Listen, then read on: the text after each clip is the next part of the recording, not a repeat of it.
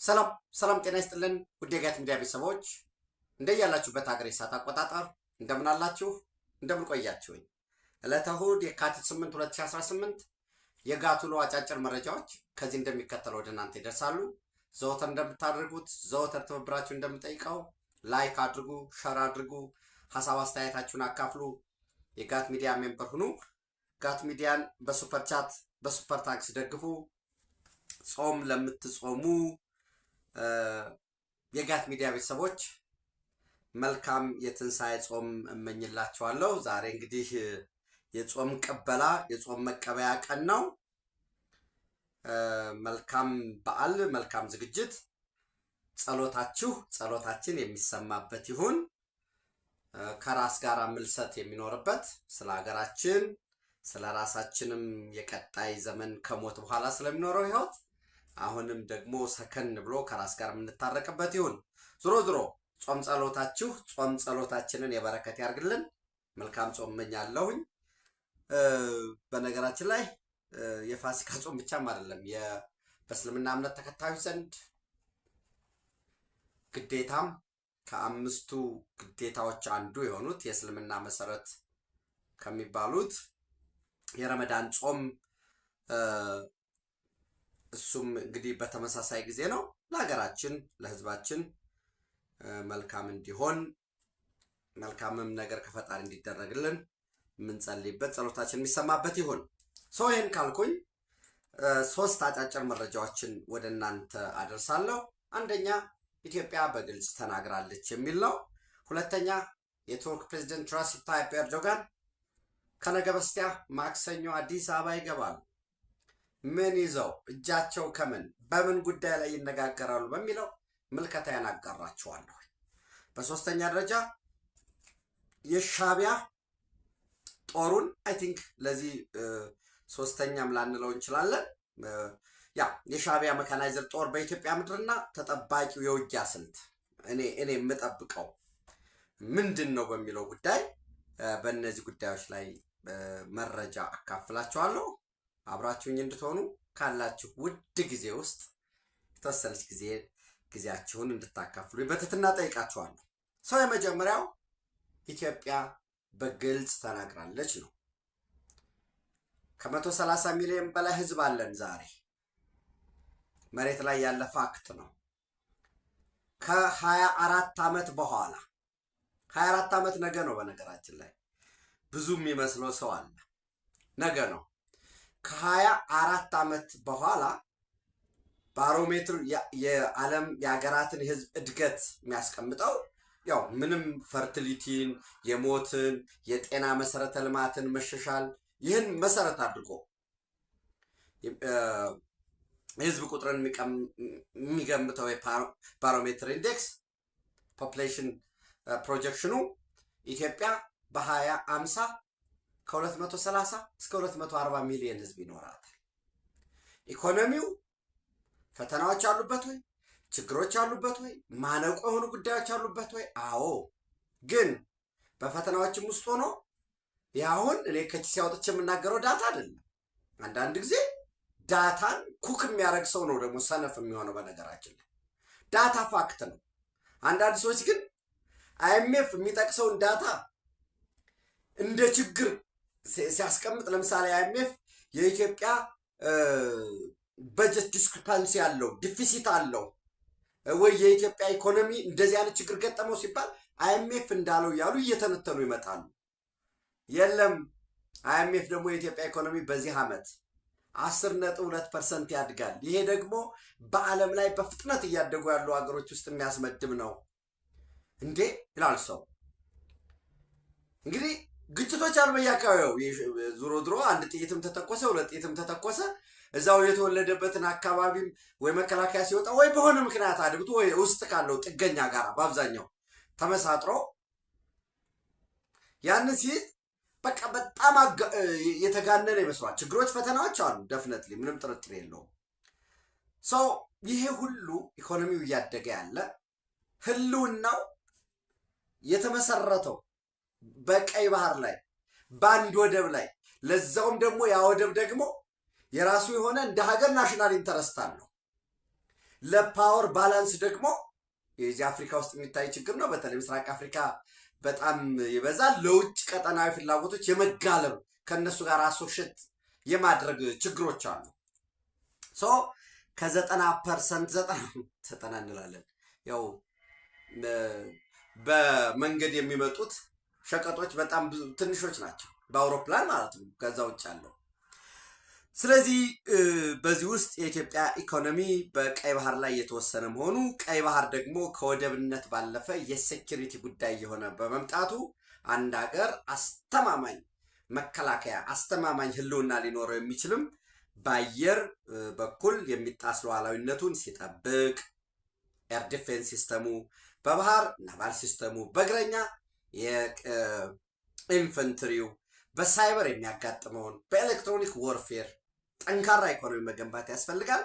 በዚህ ረገድ ኢትዮጵያ በየትኛውም መድረክ ላንድ ሎክድ በሆኑ መድረክ አዘርባይጃን ባኩ ላይ፣ በተባበሩት መንግስታት፣ በዲፕሎማቲክ ሰርክሉ፣ በኮክቴሉ በየትኛውም ሁኔታ ኢትዮጵያ አንድም የውጭ ሰው ይሁን ከንግዱም ይምጣ ከኪነ ጥበቡም ይምጣ ኢትዮጵያ በአፍሪካ ውስጥ በባህር የመነገድ ከባህር ጋር የተያያዘ ታሪክ የነበራት መሆኗ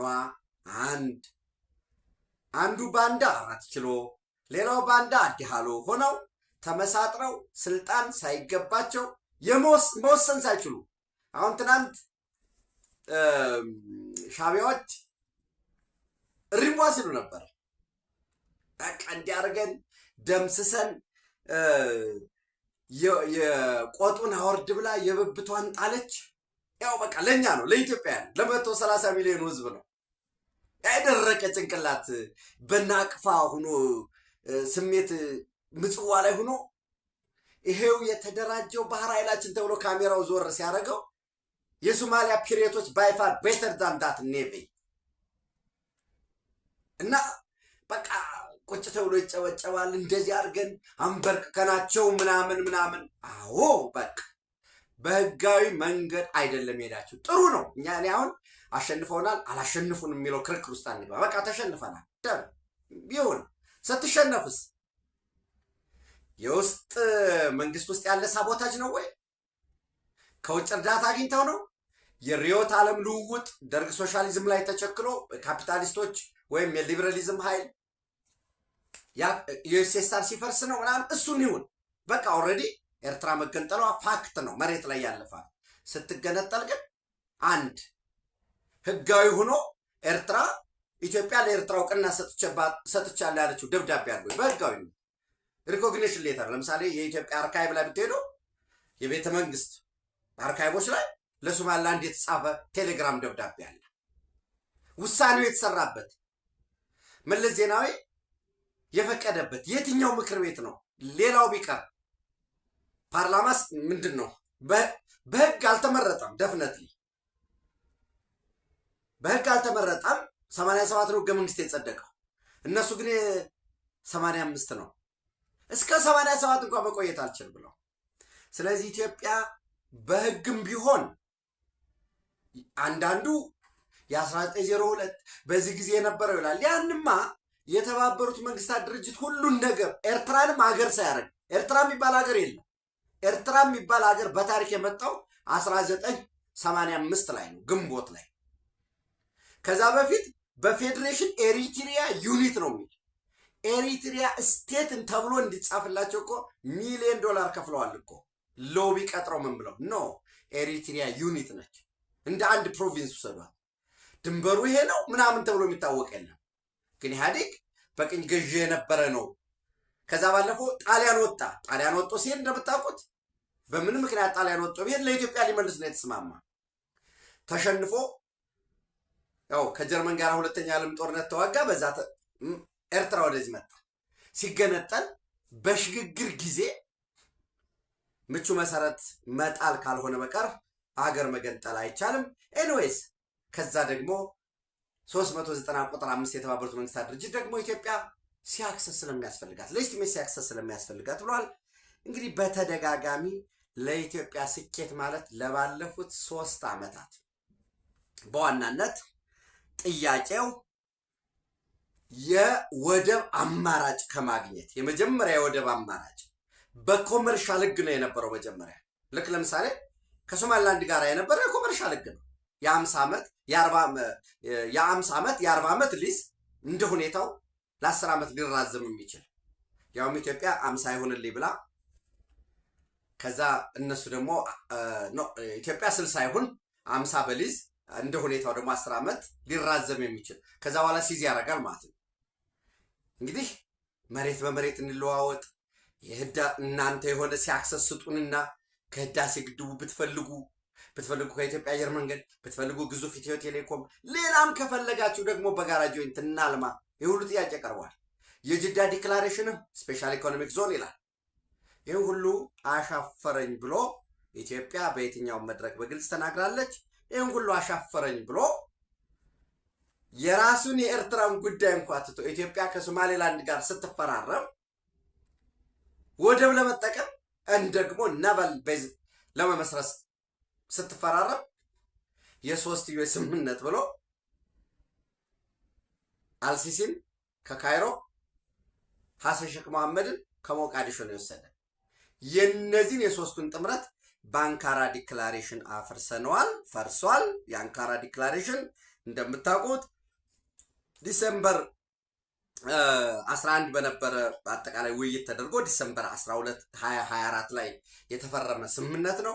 በዚህ ስምምነት ዘንድ ዲሴምበር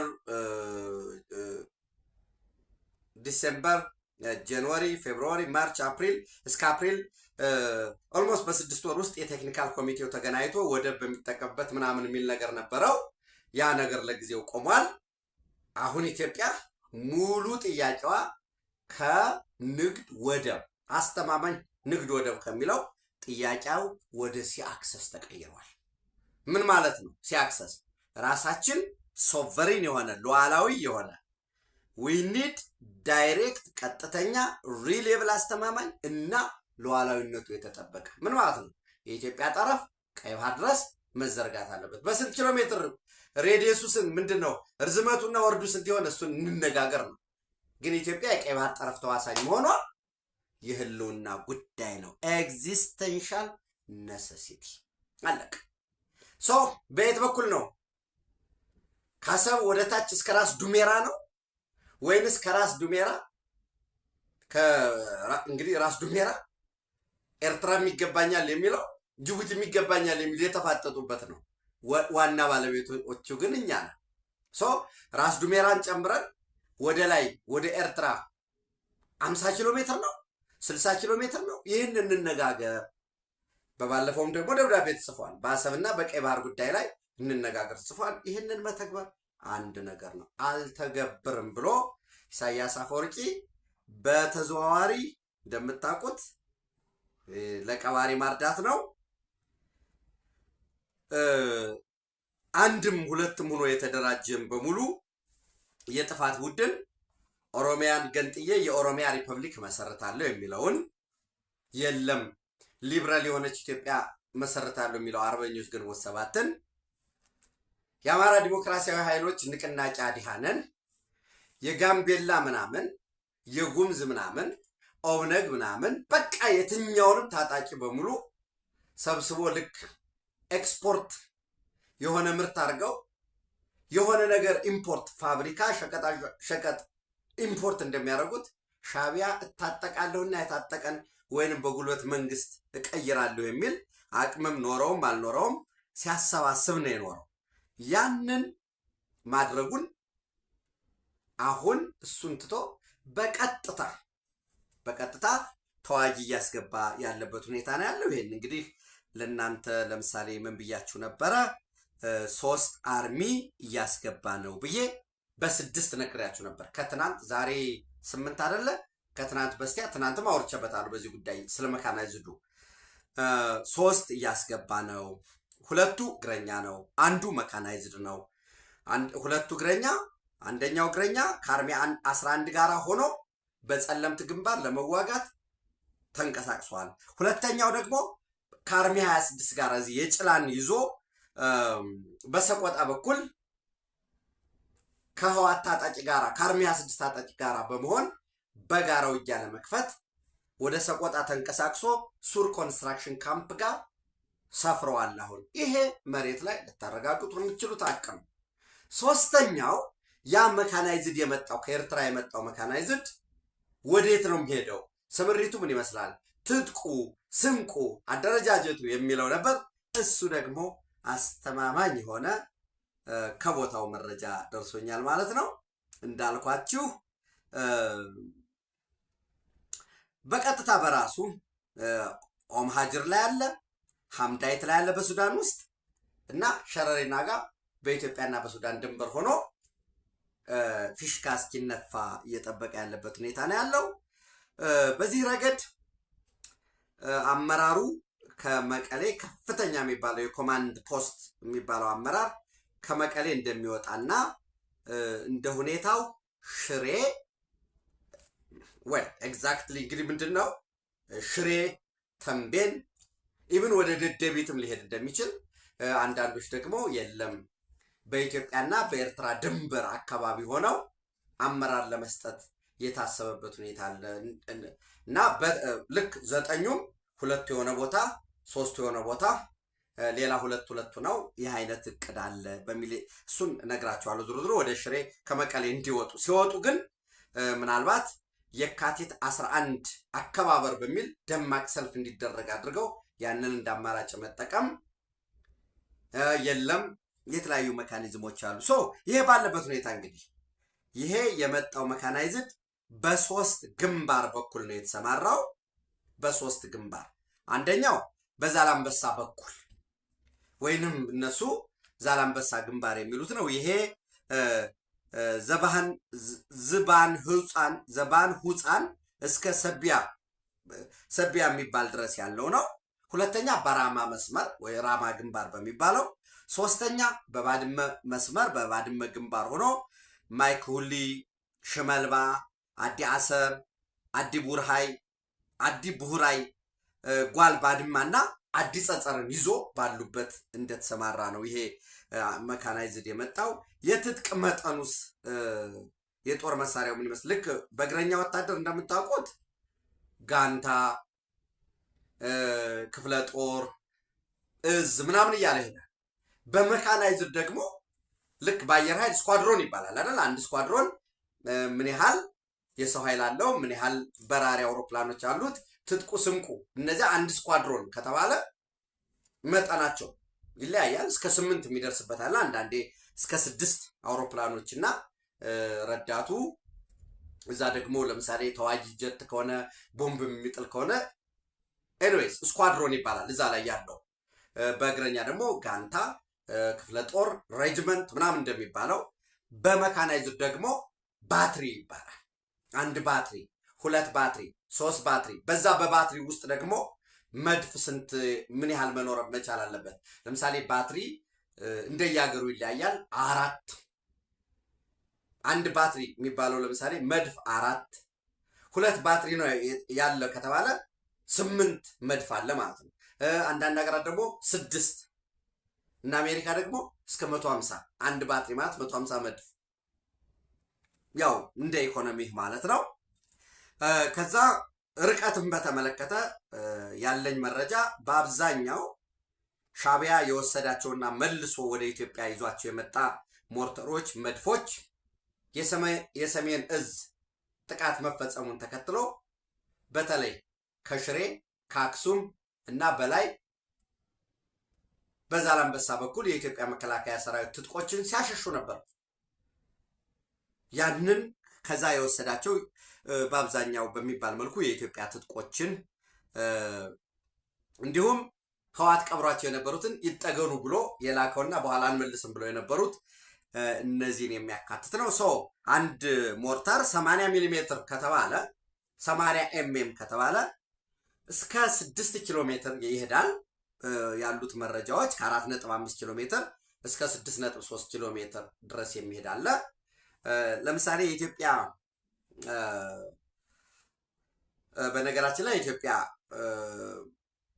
መከላከያ ዩኒቨርሲቲ ሞርተርን በፒካፕ ላይ የሚጠመድ አድርጎ የማባዛት ለምሳሌ አንድ ሞርተር 20 ይተኩስ ከነበረ አንድ መኪና ላይ ሆኖ 5 አድርጎ በአራት መኪና ላይ 20 ነው ከላይ የነበረው። ግን 5 ስታደርጉ ስንት ይሆናል? አሁንም 20 ሆነ።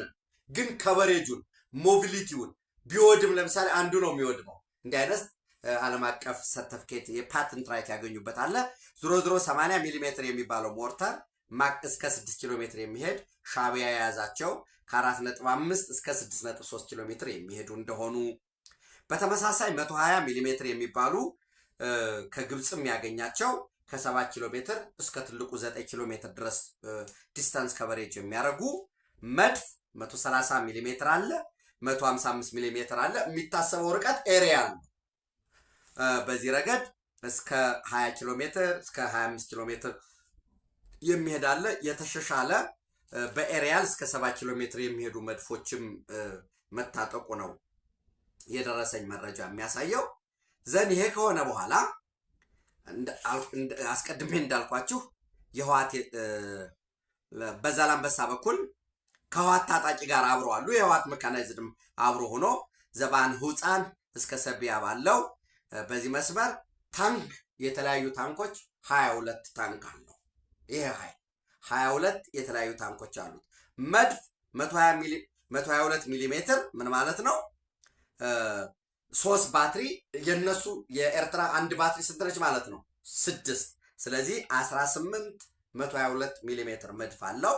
130 ሚሊ ሜትር መድፍ አንድ ባትሪ 6 130 ሚሊ ሜትር መድፍ 155 ሚሊ ሜትር መድፍ አንድ ባትሪ 6 ወይንም 6 መድፎች። ሞርታር 80 ሚሊ ሜትር የሆነ 10 ሞርተር 120 ሚሊ ሜትር ሞርተር 6 ይህንን የያዘ በዚህ በዛላምበሳ በኩል ተሰማርቷል ማለት ነው መካናይዝዱ። በሽነህ ይህንን የሽነህ የሚባለው በራማ መስመር ያለው ማለት ነው። በሁለተኛ ደረጃ ታንክ የተለያዩ አይነት 22 ታንክ፣ መድፍ 122 ሚሊ ሜትር 2 ባትሪ አንድ ባትሪ ስንት ነው ብያቸዋለሁ? 6 ስታባዙት 12 ባትሪ ይመጣል ማለት ነው። መድፍ 130 ሚሊ ሜትር አንድ ባትሪ ወይም 6 130 ሚሊ ሜትር መድፍ ምን ማለት ነው? እስከ 20 ኪሎ ሜትር ድረስ የሚተኮሱ 6 130 ሚሊ ሜትር መድፎች አሉት ማለት ነው። መድፍ 155 ሚሊ ሜትር እስከ 25 ኪሎ ሜትር ርቀት ያለው አንድ ባትሪ ወይም 6 መድፎችን፣ ሞርታር 80 ሚሊ ሜትር እስከ ማክሲመም እስከ 6.3 ኪሎ ሜትር የሚሄዱ 130 ሚሊ ሜትር መድፍ አንድ ባትሪ፣ መድፍ 155 ሚሊ ሜትር አንድ ባትሪ 6 ማለት ነው። ሞርታር 80 ሚሊ ሜትር 8 በቁጥር፣ ሞርታር 120 ሚሊ ሜትር 4 በቁጥር አለው።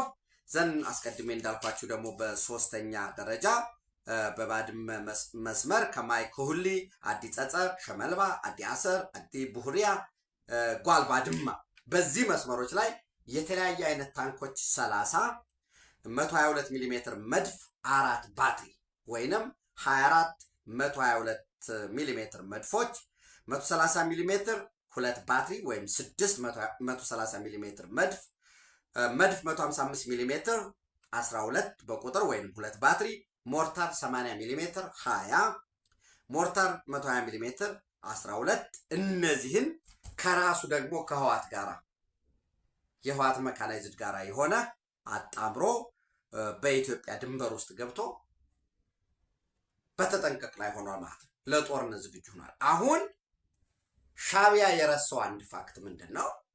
ይህንን መድፉን ሞርታሩ ምኑን አንጋግቶ ለስትራቴጂክ ዴብዝ የነሱ ጥናት የነሱ ትንተና የነሱ ያ የናቅፋ ዘመን ትናንት የሚፎክሩበት ምጽዋ ላይ ፈንቅል ኦፕሬሽን ያረግንበት ዘመቻ ፈንቅል እንዲያርገን የአበባ ጉንጉን ያስቀመጡበት ያ የናቅፋ ዘመኑ ፊት ለፊት ምሽግ ቆፍረህ የሆነ ቦምብ እየወረወርክ የሆነን ተራራ እየዋጠጥክ በአህያ ደግሞ ጭነህ እየሄድክ ዘይዝ ፉል ኢዲየት የሆኑ ደግሞ በየአካባቢ የመለመልካቸውን አህያዎችንም አሰማርተህ እየተንፏቀክ ድል እገባለሁ ነው።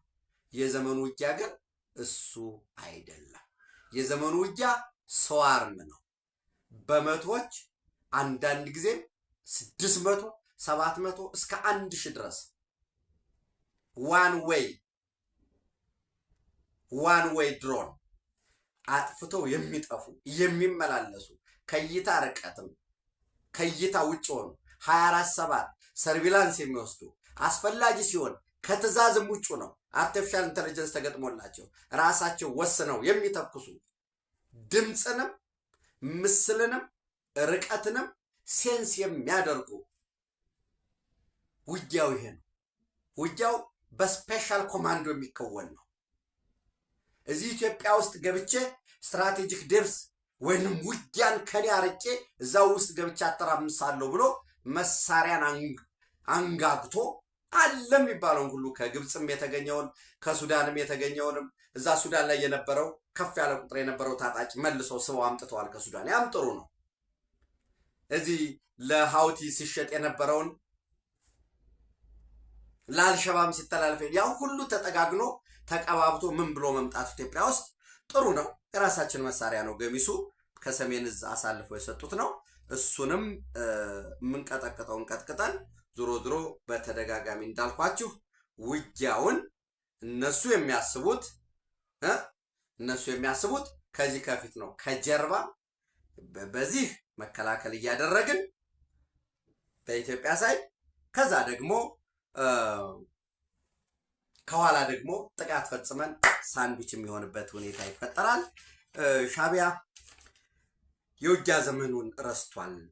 አሁንም ምሽግ ውስጥ ሆኜ 1 ዓመት 2 ዓመት እቆያለሁኝ ብሎ ያን ያስባል። የህወሓት ሰዎችም የጦርነት ዝግጅታቸውን እያፋጠኑ ነው ያሉት። ፕሮፓጋንዳው፣ የታጣቂ ስልጠና ምልመላው፣ አፈናው፣ ገፈፋው፣ የተደበቀ የጦር መሳሪያ ማውጣቱ፣ ከእያንዳንዱ ጣቢያ የሚያጓጉዙ ሰዎችን ተመልምሎ በእግር በሸክም እያጓጓዙ ነው። ከእያንዳንዱ ጣቢያ አሁንም እስከ ዝቅተኛ እስከ 50 በሚል ግን 20 30 ማህያ ያገኙበት ሁኔታ አለ። በሱ በጋማ ከብት ጭነው እያመላለሱ ነው። ለምሳሌ እንዳብነት ሽሬ እንዳስላሴ ከተማ በእያንዳንዱ ሰው እኔ ከዛ ከሚኖር ሰው በነገራችን ላይ ስልክ የተደወለልኝ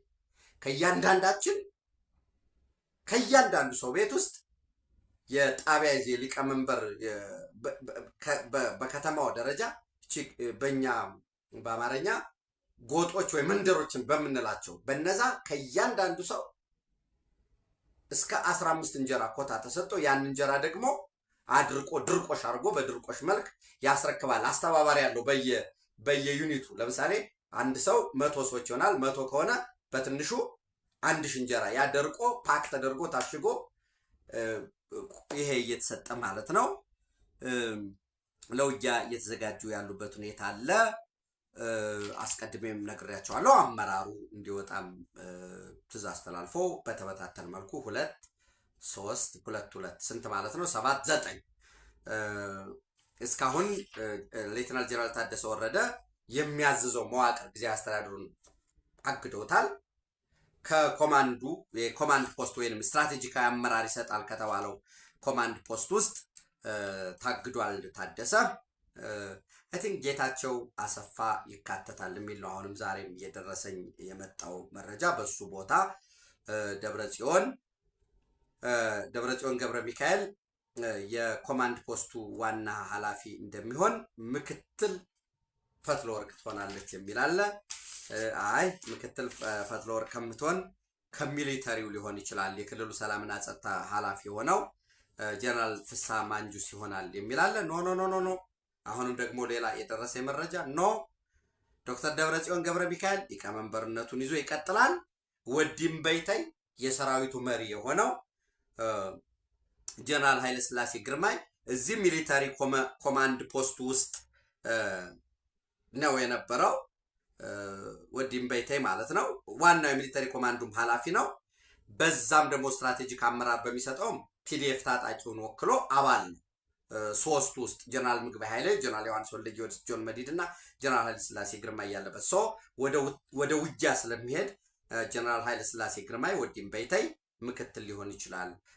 ዶክተር ደብረጽዮን ገብረ ሚካኤል ሊቀመንበር ሆኖ የሚላለ ኖ ፈትለወርቅ ትቀጥልና ጌታቸው አሰፋም ይገባል የሚላለ። እንግዲህ እንከታተለዋለን። ውጊያውን በተመለከተ እንዳልኳችሁ ዛሬ ለምሳሌ እሑድ ነው። የመጀመሪያው የደረሰን መረጃ ዛሬ ውጊያ እንደሚጀምሩ ነበረ። እስከ 14 ቀን ብያቸዋለሁ። የመጨረሻ ውጊያው የሚጀመርበትን ቀን የሚያውቁት እንግዲህ ጀነራል ኃይለ ሥላሴ ግርማይ ወዲም በይተይ ናቸው። ዝግጅቱ ግን በሁሉም ረገድ በምዕራብ ግንባር በሚሉት በወልቃይት፣ በጠገዴ፣ በጸገዴ፣ በላይ በኦም ሐጁ በሐምዳይት እና በአርሚ ሰባ ይዞ ሸረሪናን ይዞ ከዚህ ከጽንፈኛው የአማራ ፋኖ ብሔራዊ ንቅናቄ ጋር በመሆን የዘመን አተላው ጋር በመሆን የሚገርም ነው። ኤኒዌይስ ከዛ ጋር በመሆን ተቀናጅተው እየሰሩ ነው። በተሰጠው ተልዕኮ በቀቢጸ ተስፋም ሆኖ የራሱን ከተሞች የራሱን ሰፈሮች ከተሞች እያወደመ እያነደደ ነው።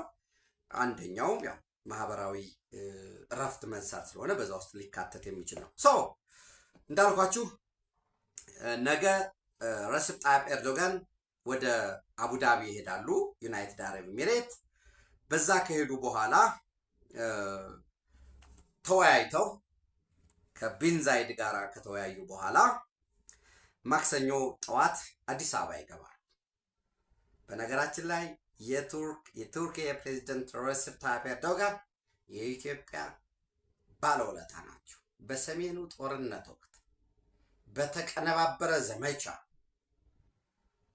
ኢትዮጵያን ፊቷን ባዞሩባት ወቅት ብዙዎቹ በዓለም አደባባይ በሚመጥነን ወርቃማ አቀባበል ደማቅ አቀባበል አድርገውልናል። አንድ ሁለት በቴክኖሎጂ ሽግግር በኢንቨስትመንት በልማት አጠናክረው የቀጠሉ ናቸው።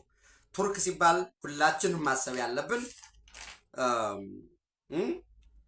ኢትዮጵያ ውስጥ አንደኛ ሳውዲ አረቢያ ነው። አንደኛ ቻይና ነው የውጭ ቀጥተኛ ኢንቨስትመንት ያለው። ሁለተኛ ሳውዲ አረቢያ ነው፣ ወይንም ያው ሜድሮክ የተመዘገበው በሳውዲ ስለሆነ ማለት ነው። ሶስተኛ ህንድ አለ።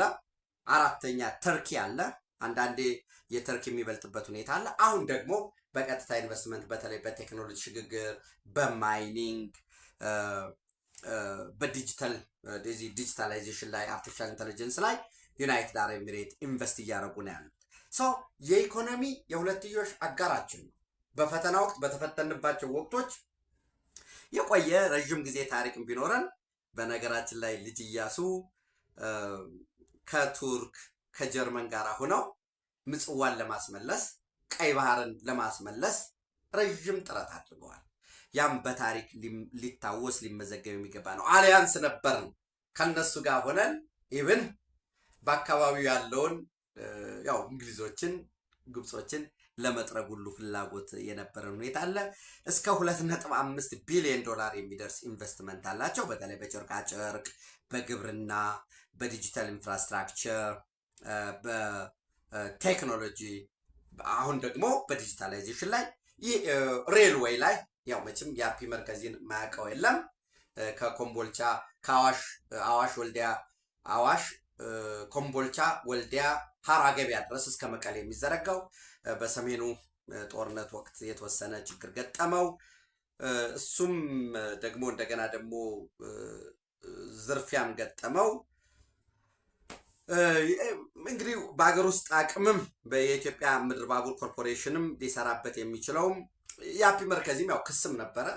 የሁለቱ ሀገራት ጠንካራ ዲፕሎማሲም ስላለ ነው ነገሮች እንዲዘጉ የሆኑበት እንጂ ያ ክስ የአፒ መርከዚ ያቀረበው ክስም ከፍ ያለ ዋጋ ሊያስከፍለን የሚችል የነበረ ነው። ወደ ቱርክ ደግሞ በዚህ ቀጠና አንደኛ ኢትዮጵያን እንደ ገበያ ለግብርና፣ ለሸቀጥም፣ ለሴኪሪቲ ፓርትነርም ትፈልጋታለች ኢትዮጵያ። ለምን? ሶማሊያ ላይ በጣም ከፍ ያለ ኢንቨስትመንት አላቸው። ትልቁ የማሪን ቤዝ አላቸው፣ የባህር ኃይል ቤዝ አላቸው። አሁን ደግሞ ብሉ ኢኮኖሚ ላይ ከኢንዲያን ኦሽን ላይ 90% ድርሻ ያነሱ የሆነበት 10% ደግሞ ለሶማሊያ ፌዴራል መንግስት የሚያገኝበት ትልቅ የሆነ ቁፋሮ ይጀምራሉ። በዚህ ዛሬ ስንት ነው? ዛሬ 15 ነው። በዚህ ወር መጨረሻ ማርች ላይ ቁፋሮ ይጀምራሉ። በሙሉ ጥናት አጥንተዋል፣ ጨርሰዋል። ያ እንዲሆን ሶማሊያ ጠንካራ ሆኖ እንዲወጣ ይፈልጋሉ። አልሸባብ እንዲጠፋ፣ አሸባሪዎች እንዲጠፉ። ለምን? የኢኮኖሚ ኢንተረስት አላቸው። ሁለት የኢንዲያን ኦሽንን ተጠቅመው ቱርክ በቴክኖሎጂ በሚሊተሪ በጣም እያደገ ነው የመጣው። የረዥም ርቀት መሳሪያዎቻቸውን ለመሞከር ሰፊ ማንም የማይደርስበት ርቀት ያለው ኢንዲያን ኦሽን የተመቸ ነው። ይህ በዚህ ቀጠና በፓወር ባላንስም ደግሞ ከእስራኤል ጋር በጣም ከፍተኛ ፉክክር አለባቸው። እስራኤል ለሶማሌላንድ የሰጠችው እውቅና ውድቅ እንዲሆን እስራኤል ውድቅ ባታደርገው እንኳ ኢትዮጵያ ያንን እንዳትደግፍ ኢትዮጵያ ህንድንም አስተባብራ ምን ብላ ለዚህ መጽናት እንዳይመጣ ይፈልጋሉ። ከሴኪሪቲ አንጻር ኢትዮጵያን ፓርትነር ማድረግ ይፈልጋሉ። ለአልሸባብም ለቀጠናው ሰላም መረጋጋት አንድ ከፓወር ባላንስ አኳያ እስራኤል ሶማሌላንድ ላይ ቤዝ እንዳይኖራት እውቅና እኛ ለሶማሌላንድ እንዳንሰጥ ይፈልጋሉ። ከፓወር ባላንስ አኳያ የውስጥ ሰላማችንን ጠንካራ ኢኮኖሚያችንን ይፈልጉታል። ኢንቨስት ስለሚያደርጉ ተጨማሪ በግብርናም በቴክኖሎጂም በማኑፋክቸሪንግ በቴክስታይል በሬልዌይ በሌሎች መሰረተ ልማት ላይ ኢንቨስት ማድረግ ስለሚፈልጉ የራሱ የሚሰጣቸው ሪዋርድም ስላለ በዋነኝነት የኛ ጠንካራ ሰላምና ኢኮኖሚ ሶማሊያ ላይ ላላቸው ፕሮጀክት ወሳኝ በመሆኑ የኢኮኖሚ ኮሪደሩን ስለሚፈልጉት በመቀጠል ደግሞ ኢትዮጵያ ደግሞ ምን ይፈልጋሉ እነሱ ኢትዮጵያም የነሱ ጠንካራ ወዳጅ እንድትሆን ይፈልጋሉ። በዚህ ወዳጅነት ከዚህ በፊት ከሶማሌላንድ ጋር የፈጸምነውን ኤምኦዩ ጥለነዋል እንዳንረሳ። የሶማሊያን ቴሪቶሪያል ኢንቴግሪቲ ኤንድ ሶቨርኒቲ እናከብራለን ብለን አስቀምጠነዋል። ደን አንድ አሁንም ከኤርትራ ጋርም ከሌሎች ጋርም ሆኖ የኮመርሻል ልክ እንደ አንካራ ዲክላሬሽን የአይነት ኢንተረስት አላቸው ቱርኮች። እሱም አያስፈልገንም። ኦልሬዲ ጅዳ ዲክላሬሽን እኮ ተፈራርመናል። የጅዳ ዲክላሬሽንን መሰረት አድርጎ ነው ዓለም አቀፉ ማህበረሰብ የተባበሩት መንግስታት ድርጅትን ጨምሮ በኤርትራ ላይ ተጥሎባት የነበረውን ማዕቀብ ያነሱላት። ሪፈረንሱ ነው ዩኤን ሴኩሪቲ ካውንስልም የተባበሩት መንግስታትም የጅዳ ዲክላሬሽን ነው የተያያዘ። በዛ መሰረት እኮ ጆይንት ኢኮኖሚክ ዞን መገንባት እንፈልጋለን ማለት እንችላለን። ነገር ግን አሁን የኢትዮጵያ ጥያቄ በሌሎች ሀገራት በዚህ በቀጠና የፓወር ባላንስ ውስጥ የማንም ጀርባ ላይ መፈናጠጥ አትፈልግም። ማንም ጀርባችን ላይ ወጥቶ እንዲፈናጠጥ አንፈልግም። የምንፈልገው ምንድን ነው? ኢንዲፔንደንት ሆነን ዳይሬክት ሪሊየብል ሶቨሪን የሆነ 50 ኪሎ ሜትር ነው 100 ኪሎ ሜትር ነው ሌላ ጉዳይ ሆኖ ይሄን እንፈልጋለን። ኔቪ ባህር ኃይል አሰልጥነናል፣ እያሰለጠንን ነው፣ እያደራጅን ነው። በነገራችን ላይ ባህር ኃይል ሰኞ ጠዋት ወደ ስራ የምታስገባው አይደለም። በትንሹ አንድ ባህር ኃይል ውጤታማ ሆኖ ድሪል አድርጎ ወደ ኦፕሬሽን ለመግባት ከስልጠና እስከ ኦፕሬሽኑ ድረስ ኢቴክስ ታይም እስከ 10 ዓመት ይፈጃል። አንዳንዶቹ ምን ሲሉ ነበር? ወጡ ሳይወጠወጥ እስኮምቢያው ይሮጥ፣ ባህር ኃይሉ ሳይኖር ባህር ኃይል እያደራጁ ይልሃል። ባህር ኃይሉ ተመልሶ መጥቶ ለምሳሌ አገኘንበት እንዳገኘ ነገ ጠዋት ዝም ብለን ይሁን የምታስቀምጠው አይደለም። ካምፕ የምታደርገው ስልጠናው ኔትወርኩ ኤንድ ኤቭሪቲንግ የፈረንሳይ እኔን ተወኝ። የፈረንሳይ መከላከያ ሚኒስተር ምንድን ነው ያሉ? ተጠየቁ። ኢትዮጵያን እየረዳችሁ ነው በተለይ በባህር ኃይል ኖ። አንደኛ ኢትዮጵያ እዚህ አምባሳደሩንም እዩት ከሪፖርተር ጋር ያደረጉትን የፈረንሳይ አምባሳደር ኖ እኛ የኢትዮጵያን ባህር ኃይል እያደራጀን እየደገፍን ነው። ሴኩሪቲ ፓርትነራችን ነች። ወደ ህጋዊ በሆነ ሰጥቶ በመቀበል ከጦርነት ውጭ ባለው አማራጭ ኢትዮጵያ ዳይሬክት አክሰስ ቢኖራት ፍላጎታችን ነው እንደግፋለን አሉ። ነገር ግን ማንም መዘንጋት የሌለበት ባህር ኃይል አደራጅቶ ወደ ስራ ለማስገባት በትንሹ ከ7 ዓመት በላይ ይፈልጋል። ሰዓት ይዞ አያርቁ አሳቢነት ማለት ሊደርሽፕ ማለት ይሄ ነው። ስለዚህ ከቱርክ ጋር በሚኖረን ስምነት ወይ በሚኖረን ውይይት አንደኛ ለምን ኮመርሻል አትጠቀሙ የሚል ጥያቄ እንደሚነሳ ነው ያለኝ የዲፕሎማቲክ ምንጮች ነው። ጥያቄያችን ኤግዚስቴንሻል ኔሴሲቲ ስለሆነ ሲያክሰስ ነው። ወደ ጦርነት እየገቡ ነው። በውስጥ ጉዳያችን እየተሳተፉ ነው። ለዚህ አስተማማኝ መረጃ ለእናንተም ይኖራችኋል። ቀጠናው ውስጥ ያላችሁ መረጃ ስለሚኖራችሁ እዚህ የቱርክ ኤምባሲ ደብዳቤ መጻፍ ቪዛ ማተም ምናምን ብቻ አይደለም ስራው። ሚሊተሪ ያጣሻለው መረጃ ኢንተለጀንስ ሰበስባል ካልቸራል ሶን ስለሚሰራ ይሄ ይኖራችኋል። እኛ ጦርነት አንፈልግም። ልማት መስራት፣ ሀብት ኢንቨስትመንት ነው የምንፈልገው። ነገር ግን እንዲህ አይነት ተሳትፎ እያደረጉ ነው። የምንፈልገውም ከኮመርሻል ፖርት ባሻገር ለኮመርሻል ፖርት ታግዙን አላቸው። 5 ኪሎ ሜትር በላይ የባቡር መስመር እቅዳለን። ምጽዋንም ራሱ ማስተሳሰር እንደ ኮመርሻል ፖርት ስለሚጠቀሙበት ፖርት ሱዳንንም በርበራንም ራሱ የጅቡቲንም ዲስታንሱን የመጨመር የማሻሻል አፕግሬድ የማድረግ ከዛ ባለፈ ደግሞ እንደ ሀብ ተጠቅሞ እስከ ደቡብ ሱዳን ጁባ ድረስ የመዘርጋት ሞምባሳን ሁሉ የማምጣት እነዚህ እቅዶች አሉን። በዛ ታግዙን አላችሁ። በተለይ የአፒ መርከዚ የሚያግዘን ሁኔታ ካለ የቱርክ ኢምፖርት ኤክስፖርት ባንክን ፋይናንስ በማቅረብ ይሄ በሁለትዮሽ ጉዳዮች የሚታይ ነው። የግብፅ ውሃ ጉዳይ መነሳቱ አይቀርም። የግብፅ ውሃ እኛ ለመነጋገር ለመስማማት ከግብፅ ጋር ኢንክሉዲንግ ዋተር ሴኩሪቲ ዌር ሬዲ የምንወያየው ግን ቁስሉ እየመለሰ ስለሚያመረቅዝ ስንወያይ በሁለት ጉዳይ ነው የምንወያየው። በአባይ ጉዳይ እንወያያለን፣ ዌር ኦኬ። ከግብጾች ጋር ስንወያይ ደግሞ በቀይ ባህር ጉዳይ እንወያያለን። ኖ ቀይ ባህር ግብፅ ምን ያገባዋል የሚል ከሆነ ኖ በዚህ በቀይ ባህር ፖለቲካ ውስጥ አንድ ተዋናይ ስለሆነ ኢትዮጵያ ቀይ ባህር ይገባታል ብለው ስምምነት መፈጸም መቻል አለበት። ያንን አክኖሌጅ ሲያደርጉ ማስተማመኛ ሲሰጡ ደግሞ እኛም ስለ አባይ ጉዳይ መነጋገር እንችላለን። የህዳሴ ግድቡ አንድ ነገር ነው፣ ተሰርቶ ያለቀ ነው። ከግርጌ ግድብ በጋራ መገንባት እንችላለን። ከላይ ግድብ መገንባት እንችላለን። ከፈለጉ ግብፃውያን የውሃ አስተማማኝ አይደል እንፈልጉ ግድብ ይገንቡ፣ እኛ ደግሞ ኃይሉን እንገዛቸዋለን። በዓለም አቀፍ ስምምነት ኢንቨስት ያርጉ። ምክንያቱም ኢነርጂ ላይ ኢንቨስት ማድረግ ለግብፃውያን ለውጭ ባለሀብቶች የተሰጠ ነው። ስለዚህ ምን ማድረግ ይችላሉ? ከላይ ይገንቡ አንድ ግድብ ከህዳሴ ግድብ በላይ፣ ከዛ ኢነርጂ ይሽጡልን።